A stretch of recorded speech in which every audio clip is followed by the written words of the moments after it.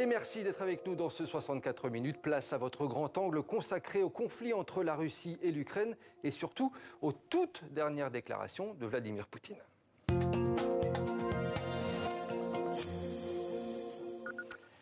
Avec cet événement ce jeudi soir-là, première interview donnée par Vladimir Poutine à un journaliste occidental depuis le début de la guerre en Ukraine.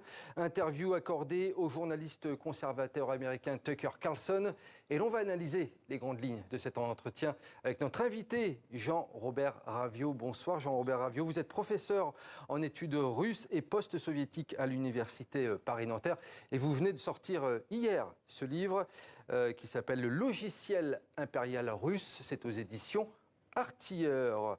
Première question, Jean-Robert Ravio, les coulisses de cette interview. Pourquoi maintenant? Pourquoi, selon vous, à ce journaliste américain, qu'est-ce qui a décidé Vladimir Poutine? Pourquoi maintenant? Parce que nous sommes à une étape importante de la guerre où l'Occident, les puissances occidentales ont conscience de la difficulté à mener le combat et sont aussi, je dirais, dans une posture de relais entre les États-Unis et l'Europe. On voit que les États-Unis se profilent l'élection présidentielle avec une incertitude quant, d'abord, une difficulté à faire passer l'aide militaire à l'Ukraine au Congrès, et puis la prévisible élection de Trump, il pourrait remettre en question l'aide américaine. Donc, passage de relais à l'Europe. Pour Poutine, c'est un moment où il faut parler à l'opinion publique américaine, peut-être, pour aller dans le sens d'une explication de la position russe dans cette guerre. Est-ce qu'il y a également une opération séduction avant la présidentielle qui aura lieu le mois prochain, en Russie, cette fois? Ou c'était surtout pour les Américains? Alors, je pense que c'est une interview qui vise le public occidental et qui vise un certain public également, parce que Tucker Carlson n'est pas un journaliste lambda, c'est un journaliste engagé, ex-Fox News, qui est, je dirais, quelqu'un qui ne cache pas sa sympathie pour Vladimir Poutine. Et pourtant, Vladimir Poutine, il a été assez offensif et pugnace, hein, dans cette interview. Offensif, pugnace, pédagogue, très long, 2 heures d'interview. Une interview qui commence par un long cours d'histoire. C'est étonnant parce qu'il s'adresse quand même à un public occidental et surtout américain qui généralement est assez peu féru d'histoire et en particulier d'histoire russe. Mais une interview où on a vu quelques petits traits d'humour à la Poutine se manifester et qui était globalement assez bien calibré pour un public extérieur et pour fournir des petites phrases en nombre qui vont être reprises maintenant dans les diverses rédactions, je suppose. Alors, parmi les déclarations qui ont marqué cette interview, Vladimir Poutine estime qu'une défaite de la Russie en Ukraine est tout simplement impossible. Ce sont juste des mots ou il y croit réellement, selon vous ? Ce sont des mots et il y croit réellement. Et je pense que effectivement, la défaite telle qu'elle avait pu être envisagée côté occidental, je pense qu'il reprend le vocabulaire occidental du début de la guerre, où on avait l'impression que la Russie allait dans les premiers mois, dans les premières semaines, s'achever vers une défaite. C'était en tout cas le ton dominant du commentaire occidental.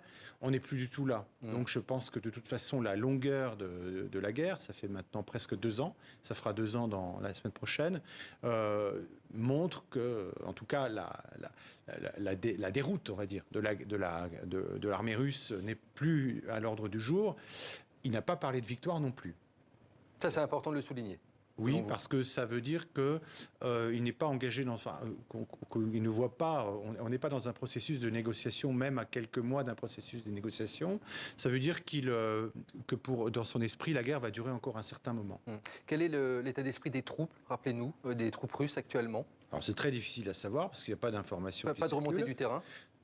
Moi, j'en ai pas. On peut avoir par des chaînes Telegram des informations. En plus, c'est très filtré.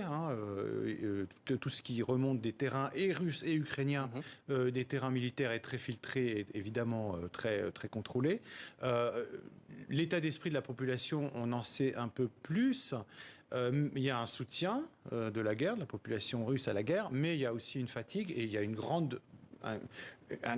toute paix, le plus tôt possible sera très bienvenue, ça c'est évident. Lors de cette interview, Vladimir Poutine dit exclure également une invasion de la Pologne ou encore de la Lettonie. A-t-on toutes les raisons de le croire, selon vous? Ah oui, complètement, je pense que... Il l'écarte, ça s'est écarté. Oui, mais c'est tout à fait évident que l'objectif de la Russie n'est pas d'envahir ni la Pologne, ni la Lettonie, ni l'Allemagne, ni la France. Je crois que le téléspectateur français ou ouest-européen peut être rassuré. Dans mon livre, j'explique comment la stratégie russe dans cette guerre est une stratégie de voisinage. C'est une guerre de voisinage, une guerre tout à fait entre ennemis intimes. Ils se connaissent bien. Et l'objectif russe est un objectif, c'est ce que je pourrais appeler l'impérialisme défensif.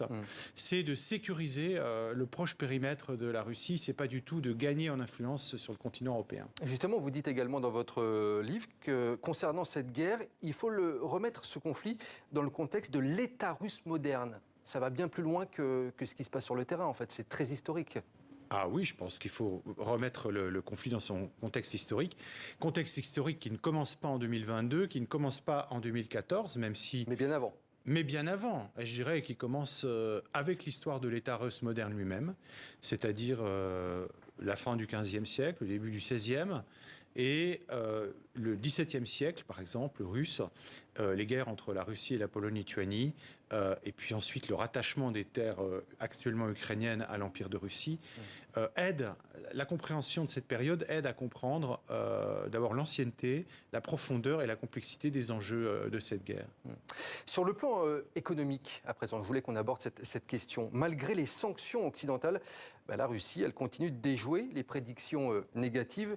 Elle devrait connaître une croissance de 2,6% cette année, donc en 2024, selon le FMI. Comment on explique cette bonne santé de l'économie russe, selon vous ? Alors, on explique cette résistance, ce que j'appelle la résilience russe dans cette guerre. Je dirais que la résilience, elle se manifeste non pas tant sur le plan militaire que sur le plan économique, justement. Alors, il y a 3 facteurs d'explication. Le premier facteur, c'est la bonne préparation. Les sanctions commencent en 2014 avec l'annexion de la Crimée et ce que les Russes considèrent comme un renversement du pouvoir à Kiev. Donc, l'hostilité occidentale se manifeste. Les premières sanctions arrivent, les premiers trains de sanctions européens et américains arrivent en 2014. Et la Russie a 8 ans pour se préparer très activement aux trains de sanctions qui vont suivre. Il y en a eu, je crois, à ma connaissance, 12. Et la Russie a été très bien préparée. Deuxième facteur d'explication, la Russie est un producteur exportateur de matières premières. De très nombreuses matières premières.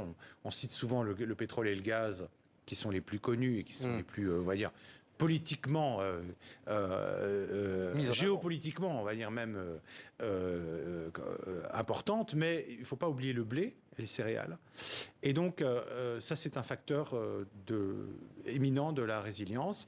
Troisième facteur, je crois que c'est un facteur tout simplement de changement du monde, où on voit que des clients, les clients occidentaux ne sont plus là, d'autres clients viennent, les Indiens, les Chinois.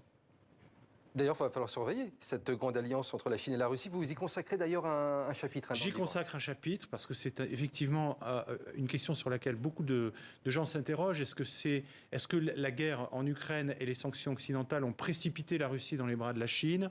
Est-ce que la Russie va s'allier durablement avec la Chine ? Est-ce qu'on va faire un bloc russo-chinois face au bloc occidental ?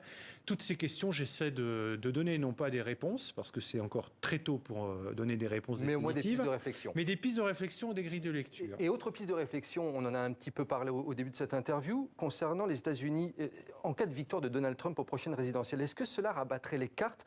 On sait que les deux hommes s'apprécient, Poutine, Trump, ne sont pas les meilleurs ennemis. En même temps, Trump était président, a quand même déjà été président, et la politique américaine à l'égard de l'Ukraine notamment, et à l'égard de la Russie, n'a pas été sensiblement infléchie pendant l'ère Trump. Trump, le président américain, on sait, n'est pas omnipotent, il ne gouverne pas tout seul, il y a une administration, il y a une haute administration, il y a un département d'État, il y a des renseignements, etc. Donc je pense que les deux hommes s'apprécient, je n'irai pas jusque-là. En revanche, ce sur quoi Poutine peut compter si Trump est président, c'est sur un soutien, soit un arrêt complet du soutien des États-Unis à l'Ukraine, soit un soutien beaucoup plus distant et une prise de distance et peut-être une volonté de renouer le dialogue avec la Russie, peut-être. Mais rien ne l'indique pour l'instant. Une question en guise de conclusion. Est-ce que l'on sait vraiment ce que pense la population russe de la situation russe, justement, en Ukraine actuellement? Est-ce que Vladimir Poutine va-t-il sortir indemne de cette guerre qui risque de durer, selon vous? Vladimir Poutine indemne, je ne sais pas. La Russie indemne, certainement pas. Je pense que c'est une guerre dont on ne voit pas, dont on ne voit pas ni en Russie, ni même, et ni chez nous, a fortiori, le caractère extrêmement meurtrier. C'est une véritable boucherie, je crois qu'il faut le dire et le redire. On n'a pas d'images, on voit très peu d'images, elles sont filtrées, on les voit sur Telegram, mais ça passe très peu. Je pense qu'il y aura, après la guerre, un véritable traumatisme collectif en Ukraine, mais aussi en Russie, face à la profondeur et au caractère meurtrier de cette guerre. C'est encore trop tôt pour se prononcer sur les conséquences. Ce que je peux juste dire, c'est que les conséquences seront longues et à très long terme dans la société. Et on suivra ça, évidemment. Merci beaucoup, Jean-Robert Ravio. Je rappelle le titre de votre livre, Le logiciel impérial russe. C'est sorti aux éditions L'Artilleur. Merci beaucoup, Jean-Robert Ravio. Merci beaucoup à vous. Allez,